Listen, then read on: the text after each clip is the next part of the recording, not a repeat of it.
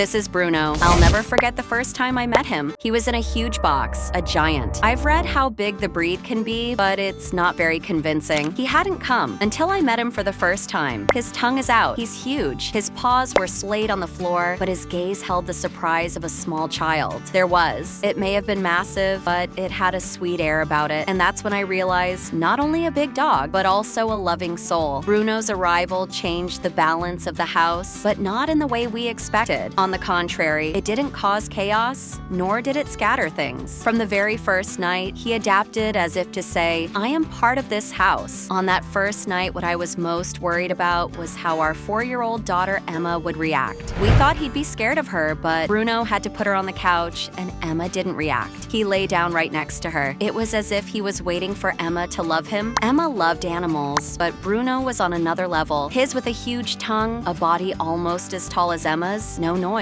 but a deep breath. At first, Emma kept a little distance from Bruno, but then she slowly came to love Bruno. From that day on, Emma and Bruno formed an invisible bond. It's hard to put it into words because what passed between them was often silent. In the mornings, Bruno liked to have breakfast with Emma. He wouldn't sit in a chair, of course, but he would lean his head on Emma's chair and follow her spoon. He wouldn't even eat his food before Bruno arrived. He was stubborn. He always wanted Bruno. Whenever Emma dropped something on the floor, Bruno was always there to pick it up. But the strangest and most endearing thing about him was that every evening at 7:45 p.m., we still don't know why that time, at the same minute every day, Bruno gets up and goes to the door of Emma's room. He doesn't scratch the door with his paw, nor does he bark. He just touches his nose lightly and sits down in front of the door. It's as if he's saying, it's time to put Emma to bed. When we open the door, Emma is often there waiting for him. Bruno, have you come to put me to sleep? She asks with that smile. I think they felt each other's emotions mutually. If you two have had such a special bond with an animal, write about it in the comments. Sometimes it is not a word, but a memory that touches someone else's heart. Maybe your story will give hope to someone else. As the days went by, my husband and I and Emma were growing stronger and stronger in our bond with Bruno, so much so that Bruno was #1 for friendliness. The warmth of his fur felt like a bed to Emma, and she would sometimes fall asleep on it. Bruno watched her sleep without making a sound, without moving. He looked after her as if she were a piece of life. When Emma misbehaved, Bruno even took the blame. We realized that from then on, Bruno was her big brother, a friend, a caretaker. This giant who turned into a confidant for Emma actually started to teach us all about love, that it's not all about size, but about the softness of your heart. Now, when we go to the park, people look at Bruno. They're a bit shy. Such a big dog must be aggressive,